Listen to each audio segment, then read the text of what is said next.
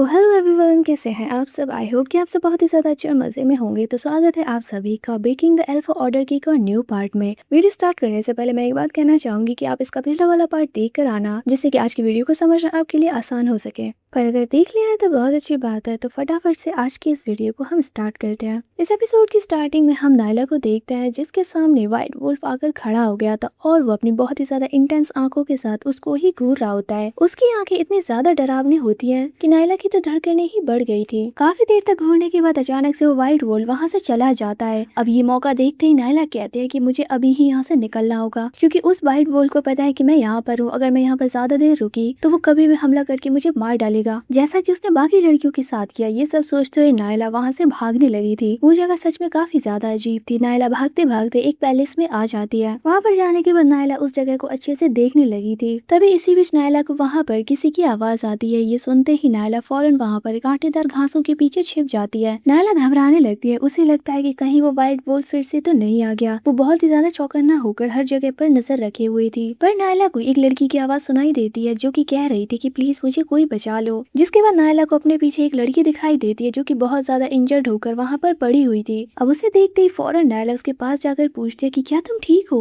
वो लड़की बहुत ज्यादा घबराई हुई होती है और वो नायला को देखकर कहने लगती है कि प्लीज प्लीज मुझे बचा लो। नायला उससे कहती है कि तुम चिंता मत करो, मैं तुम्हें कोई भी नुकसान नहीं पहुंचाऊंगी। नायला को देखकर उस लड़की को थोड़ा बहुत भरोसा हो जाता है उसके ऊपर। फिर वो लड़की नायला को अपना नाम बताती है, जहाँ पर कि उसका नाम यूकी था। वो आगे बताती है कि असल में वो शानान यूनिवर्सिटी की एक स्टूडेंट है। यूकी की इस बात को सुनकर नायला हैरानी के साथ पूछती है कि लेकिन शानान यूनिवर्सिटी में तो सिर्फ ओमेगाज ही पढ़ते हैं, क्या इसका मतलब तुम एक ओमेगा हो। जिस पर यूकी कहते हैं कि हाँ मैं एक ओमेगा हूँ। फिर नायला आगे पूछती है कि तो क्या ओमेगाज के ऊपर भी ऐसे ड्रग टेस्टिंग वगैरह करते हैं ये लोग। मुझे लगा था सिर्फ बीटास के साथ ही ऐसा होता होगा। जिस पर यूकी कहता है कि हाँ ये हमारे साथ भी होता है। तभी यूकी रोते हुए कहते हैं कि लेकिन मेरे साथ धोखा हुआ है। मुझे नहीं पता था कि ये लोग टेस्टिंग के नाम पर मुझे इतनी खतरनाक जगह पर भेज देंगे। मैं तो बस यहाँ पर लॉर्ड केविन से मिलने आई थी। मुझे लगा था कि मुझे उन्हें देखने का मौका मिलेगा। मैंने जो कॉन्ट्रैक्ट साइन किया था उसमें तो यही लिखा था कि टेस्ट देने वाले हर कैंडिडेट को लॉर्ड केविन से मिलने का मौका दिया जाएगा और लॉर्ड केविन पर्सनली उससे मिलेंगे। अब केविन के बारे में सुनकर तभी नायला पूछती है कि केविन कौन है। जिस पर यूकी कहते हैं कि क्या तुम्हें लॉर्ड केविन के बारे में नहीं पता। वो व्हाइट टावर के वन ऑफ द स्ट्रॉन्गेस्ट एल्फास में से एक है। साथ ही उनके जैसा हैंडसम पर्सन इस पूरे एबीओ वर्ल्ड में कहीं नहीं है। शानान यूनिवर्सिटी के हर ओमेगा का सपना है कि वो उनसे मिले। ये हमारे लिए बहुत ज्यादा ऑनरेबल चीज है कि हम अपनी आंखों से लॉर्ड केविन को देख सके। पर देखो अब मेरी क्या हालत हो गई है। मुझे तो लग रहा है कि मैं जिंदा भी नहीं बचने वाली हूँ। अब वो ये सब बातें कर ही रही होती है कि तभी नायला एकदम से उसका मुंह बंद करती हुई कहती है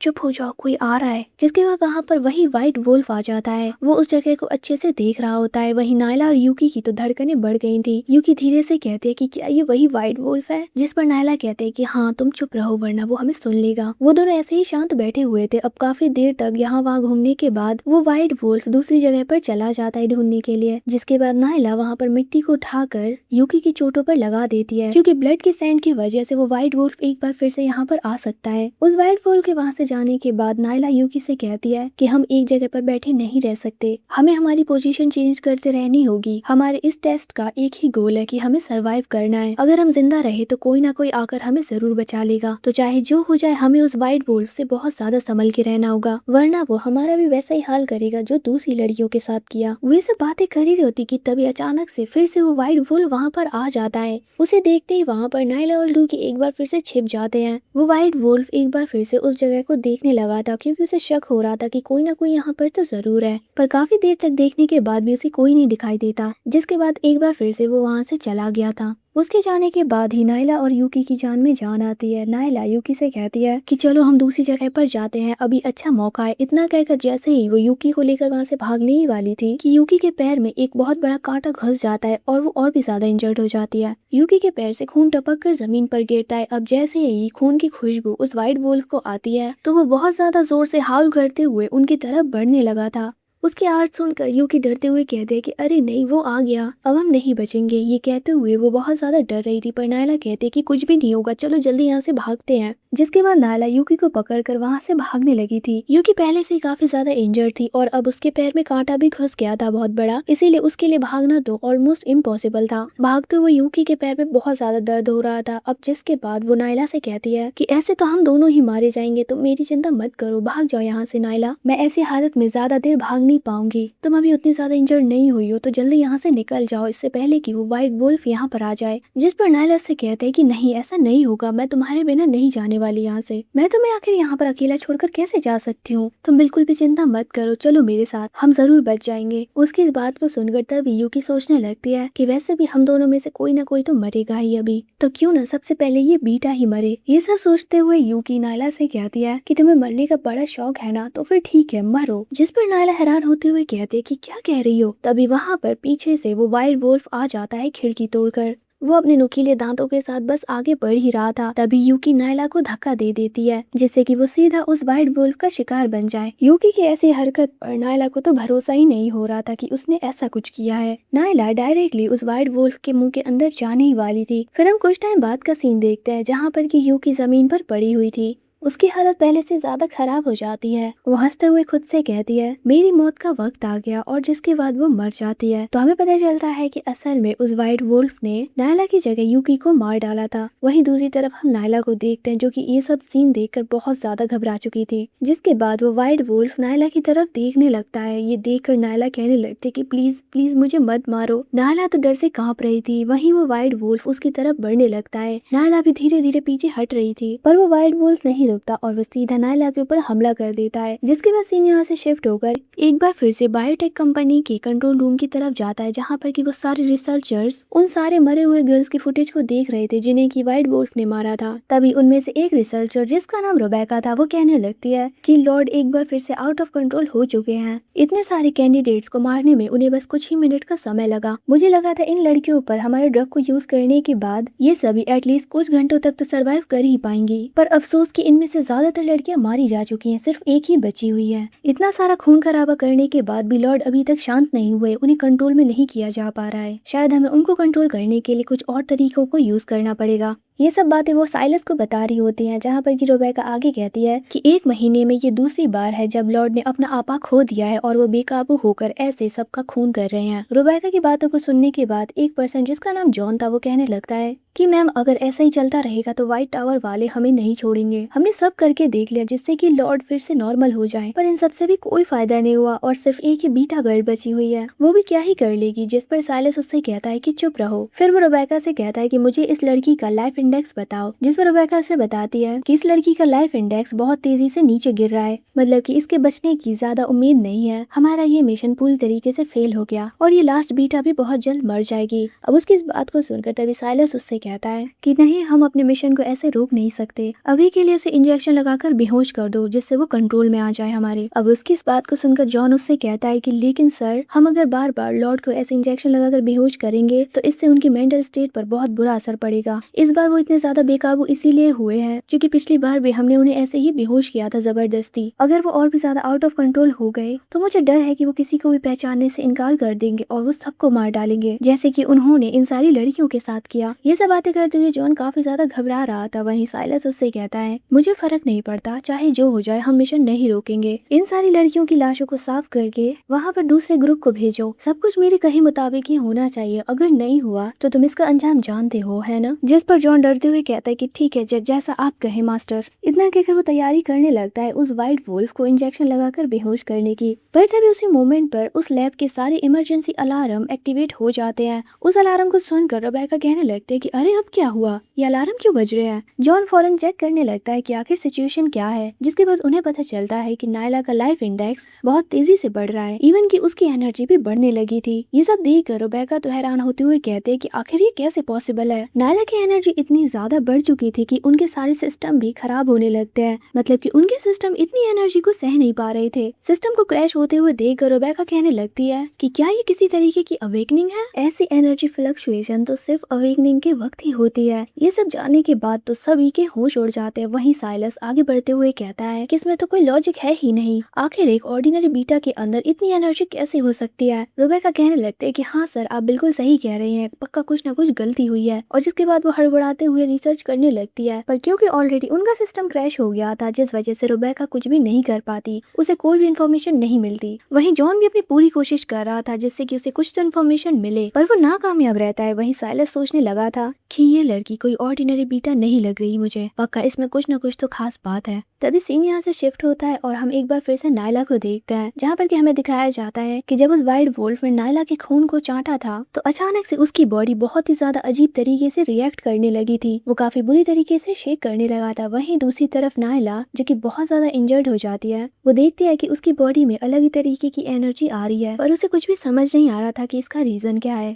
वहीं दूसरी तरफ उस वाइट वुल्फ की भी कुछ ऐसी ही हालत थी, वो चाह के भी कुछ कर नहीं पा रहा था। तभी हम देखते हैं कि वहाँ पर नायला और उस वुल्फ की एनर्जी एक साथ मर्ज होने लगी थी। अब ऐसा होते ही वहाँ पर बहुत सारी एनर्जी बाहर निकलने लग जाती है। नायला काफी ज्यादा घबरा गई थी। वहीं वो वुल्फ भी पहले से शांत लग रहा था। उसे देखकर ऐसा नहीं लगता कि जैसे वो आउट ऑफ कंट्रोल है। ये सब चीजें दूसरी तरफ से साइलस भी देख रहा होता है। अब जैसे ही उनकी एनर्जी कंबाइन होती है तो वो सोचने लगा था कि ये तो, अब इससे पहले कि वो अपनी बात पूरी कर पाता कि तभी उस लैब के इमरजेंसी अलार्म और जोर से सिग्नल देने लगे थे कि सब अलर्ट हो जाइए, क्योंकि ये एनर्जी मैक्सिमम लेवल तक जा चुकी है। उनकी एनर्जी इतनी ज्यादा पावरफुल थी कि वो कैमरा के थ्रू उनके लैब में भी आ जाती है और वो उनके सिस्टम को डिस्ट्रॉय करने लगी थी। उनकी सारी मशीनें ब्लास्ट होने लगी थी। वहीं जॉन डरते हुए कहता है कि ये एनर्जी तो बस बढ़ते ही जा रही है, अब हम करे तो करे क्या। ऑफिस के इतना कहते ही वहाँ पर एक के बाद एक ब्लास्ट होना शुरू हो जाते हैं, क्योंकि उनके वो सिस्टम इतनी एनर्जी को झेल नहीं पाते। इन सब के बावजूद भी साइलस पर कोई असर नहीं पड़ता। वो गुस्से में कहता है कि अभी के अभी इमरजेंसी टीम को वहाँ पर भेजो, मुझे सारी सिचुएशन की रिपोर्ट ला के दो, और ये लड़की कौन है, मुझे इसकी भी सारी इन्फॉर्मेशन चाहिए। इस पर रुबेका और जॉन कहते हैं कि जैसा आप कहें सर। इतना कहकर वो उसके ऑर्डर को फॉलो करने लगे थे। जिसके बाद सीन यहाँ से शिफ्ट होकर नायला पर जाता है, जहाँ पर कि हम नायला को देखते हैं जो कि काफी देर बेहोश रहने के बाद अब फाइनली जाग चुकी थी। नायला बहुत बुरी तरीके से घायल थी, पर तभी वो कहती है कि मुझे ऐसा क्यों लग रहा है कि मेरी बॉडी में कुछ अजीब तरीके की चीज बह रही है। ये सब कितना ज्यादा अजीब है, मुझे तो कुछ समझ नहीं आ रहा। तभी वो देखती है कि उसके सारे जख्म अपने आप भर रहे थे।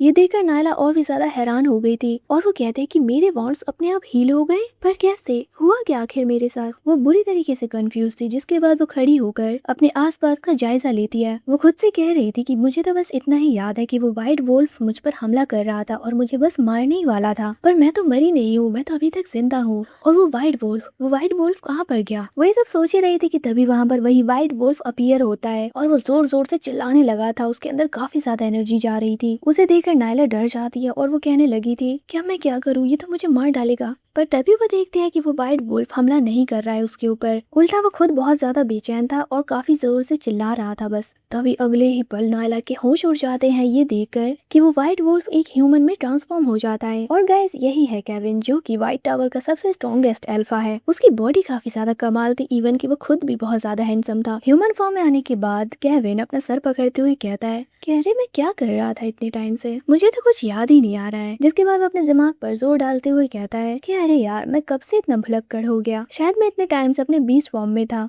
और अब जाके ठीक हुआ हूँ, लेकिन मैं खुद से ठीक कैसे हुआ। केविन यार, तुम्हारी मेमोरी का कुछ ना कुछ तो करना पड़ेगा। ये सब कहते हुए वो आगे की तरफ बढ़ने लगा था कि तभी उसे नायला की सेंट आती है, जिसे स्मेल करते हुए वो कहने लगता है कि ये तो बिल्कुल ताजे फूल की खुशबू है। ठंड के मौसम में खिले हुए वो फूल कितने ज्यादा खूबसूरत होते हैं, ये सेंट तो कितनी ज्यादा स्पेशल है, मैंने आज से पहले ऐसी सेंट कभी स्मेल नहीं की। जिसके बाद वो नायला की तरफ देखते हुए कहता है कि मुझे ये ब्यूटीफुल फ्लावर हमेशा हमेशा के लिए अपने पास रखना है। यंग लेडी, क्या तुम मुझे अलाउ करोगी, मुझे तुम्हारी परमिशन चाहिए। उसकी ऐसी बातों को सुनकर नायला तो चौंक जाती है और वो सोचने लगी थी कि आखिर ये क्या कह रहा है। और तभी यहाँ से सीन शिफ्ट होकर हमें उस फॉरबिडन गार्डन के आउटर एरिया को दिखाया जाता है, जहाँ पर साइलस और रुबेका इमरजेंसी टीम के साथ पहुंच गए थे। रुबेका वहाँ से जाते हुए साइलस से कहती है कि सर, आप प्रोटेक्टिव गियर्स पहन लीजिए, हमें सिचुएशन का पता नहीं है, कभी भी कुछ भी हो सकता है। जिस पर साइलस उसे जवाब देते हुए कहता है कि मुझे इसकी जरूरत नहीं। जिस पर रुबेका कहते हैं कि ठीक है, जैसा आप कहें। जिसके बाद वो अपनी टीम के साथ आगे बढ़ने लगी थी। तभी साइलस उससे कहता है कि उस बीटा को सही सलामत यहाँ पर लेकर आना, मुझे वो चाहिए किसी भी कीमत पर। जिस पर रुबेका एग्री कर जाती है और जिसके बाद वो अपनी टीम को लेकर वहाँ पर चली गई थी। वहाँ जाने के बाद उसके सारे गार्ड्स वेपन्स वगैरह लेकर एकदम तैयार हो जाते हैं और वो धीरे धीरे आगे बढ़ रहे थे। वो सभी अपनी गन्स को लेकर एकदम रेडी थे और वो काफी ज्यादा फूंक फूंक कर कदम रख रहे थे, क्योंकि वो जानते हैं कि एक गलत कदम और वो मर जाएंगे। वहाँ पर हर जगह खून था और ये खून उन्हीं लड़कियों का है जिन्हें कि केविन ने मारा था। वो लोग काफी ज्यादा संभल कर आगे बढ़ रहे थे कि तभी उन्हें किसी के चलने की आवाज आती है, जिसके बाद फिर अगले ही पल रेबेका तो एकदम दंग रह गई थी। जिसके बाद वो साइलस को इन्फॉर्म करते हुए कहती है कि सर कुछ तो गड़बड़ लग रही है। जिस पर साइलस कहता है कि क्यों, क्या हुआ। रेबेका हड़बड़ा रही थी और वो कुछ भी ठीक से बता ही नहीं पा रही थी। ये सुनकर फौरन साइलस मॉनिटर की तरफ भागता है जिससे कि वो वहाँ की सिचुएशन को देख सके। जैसे ही वो मॉनिटर ऑन करता है उसकी आंखें थम सी गई थी। उसको विश्वास नहीं हो रहा था क्योंकि वो देखता है कि केविन नायला को अपनी गोद में लेकर धीरे धीरे आगे बढ़ रहा है। वो एकदम नॉर्मल अपने ह्यूमन फॉर्म में था। नायला उसकी गोद में बेहोश पड़ी हुई थी और वो उसे उठाकर लेकर आ रहा था। साइलस मन में सोचने लगा था कि ये तो अपने कंट्रोल में आ गया, और जिसके बाद वो बिना किसी पल को जाया किए सीधा केविन के पास चला जाता है। केविन शांति के साथ वहाँ से जा रहा था, वहीं सारे गार्ड भी उसको फॉलो कर रहे थे। जिसके बाद अगले ही पल वहाँ पर साइलस आ जाता है और वो फौरन केविन के पास जाकर उससे पूछता है कि केविन तुम कैसा फील कर रहे हो। जिस पर केविन कहता है अच्छा नहीं, बहुत अच्छा, मैंने आज से पहले ऐसा कभी कुछ फील नहीं किया। जिस पर साइलस कहता है कि ये तो बहुत अच्छी बात हुई, तो हमें इस लड़की को व्हाइट टावर में भेज देना चाहिए, ये हम सबके बहुत ज्यादा काम आएगी। जिस पर तभी केविन सीरियस होते हुए कहता है कि तुम्हें पता है ना कि मैं अपनी चीज किसी के साथ भी शेयर करना पसंद नहीं करता, पर फिर भी तुमने मेरे सामने ऐसी बात करने की हिम्मत की साइलस। उसकी इस बात को सुनकर तभी साइलस सफाई देते हुए कहता है कि नहीं ऐसा नहीं है, मैं तो बस हमारी भलाई के लिए कह रहा था, साथ ही मुझे तुम्हारी चिंता भी है। अब इससे पहले कि वो और भी कुछ कहता तभी केविन उससे कहता है कि तुम्हें नहीं लगता कि तुम कुछ ज्यादा ही बोल रहे हो। इतना कहकर वो अपनी थोड़ी सी एनर्जी को यूज करता है, पर ये थोड़ी सी एनर्जी साइलस के लिए बहुत ज्यादा डेंजरस थी। उसके नेक में बहुत ज्यादा पेन होने लगा था जिस वजह से वो सीधा खड़ा भी नहीं हो पाता। इवन कि उसका जो बीस्ट मार्क था वो भी ग्लो करने लग जाता है। धीरे धीरे उसकी पूरी बॉडी में दर्द हो रहा था। जिसके बाद केविन वहाँ से जाते हुए सबको ऑर्डर देते हुए कहता है कि मुझे शानन सिटी में जाना है और मैं कुछ देर वहाँ पर आराम करूंगा। मेरी इस नई मेहमान के साथ सारे अरेंजमेंट्स करो। इतना कहकर वो नायला को वहाँ से लेकर जाने लगा था। इधर दूसरी तरफ हम साइलस को देखते हैं जो कि केविन के वहाँ से जाने के बाद ही ठीक होता है। केविन ने उसकी सारी एनर्जी सक कर ली थी। वो काफी ज्यादा कमजोर हो गया था जिस वजह से वो सीधा जमीन पर गिर जाता है। साइलस हाफते हुए कहता है कि लगता है कि अब बहुत सी चीजें बदलने वाली हैं। उसके मुंह का रंग ही उड़ चुका था। और फिर गाइस इसी सीन के साथ हमारा आज का ये पार्ट यहीं पर एंड हो जाता है। कैसी लगी आज की वीडियो कमेंट सेक्शन में बताना बिल्कुल मत भूलना। हम इस चैनल पर काफी अलग अलग तरीके की सीरीज भी एक्सप्लेन करते हैं, आप वो भी जाकर देख सकते हैं, उनमें भी आपको बहुत मजा आएगा। तो अब मैं मिलूंगी एक और न्यू वीडियो के साथ। Take care, see you.